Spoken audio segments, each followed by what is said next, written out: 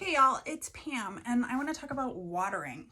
I keep coming across videos where people don't seem to understand what overwatering is. So let's understand it, okay?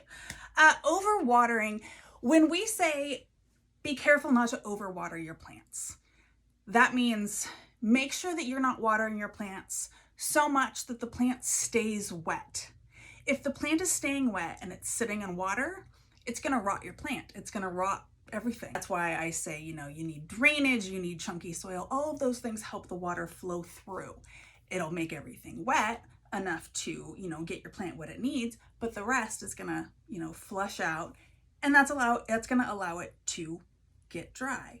Once the soil is dry again, that's when you water. If you're watering it before it needs it, then you're overwatering. So overwatering is a process. It's not a one-time thing. I'm gonna actually myself here for a second. It can be a one-time thing. Not usually. Certain succulents, you can water them, one time too many and they're kaput. Most plants will give you a little bit of wiggle room, especially if you're a light waterer. Some will go much faster than others. I just wanted to make that point known. Okay, we have a plant, dry, right?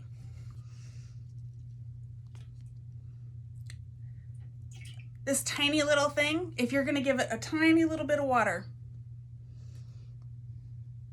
right? And then the next day you're like, oh, I'll just give it a little bit more because it just needs a little bit. Next day, I'm just gonna give it a little bit more. A little bit more.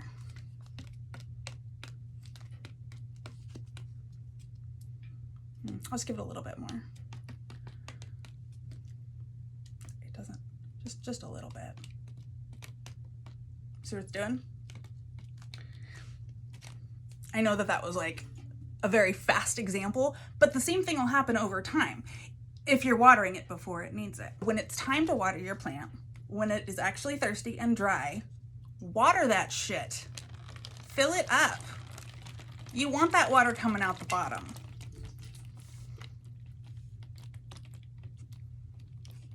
Let that shit get nice and wet. Wet. All the way through, see? I don't normally use. This is more just for the visuals. However, I love them and Bearded Garden sent me a bunch, and so I'm using them because they are really freaking helpful for this type of thing particularly. So you see how we're nice and wet now?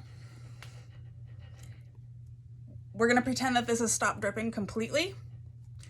That's when we're gonna put our plant away and we're gonna leave it the hell alone. And you're not gonna touch it. You're not gonna give it water until it needs it.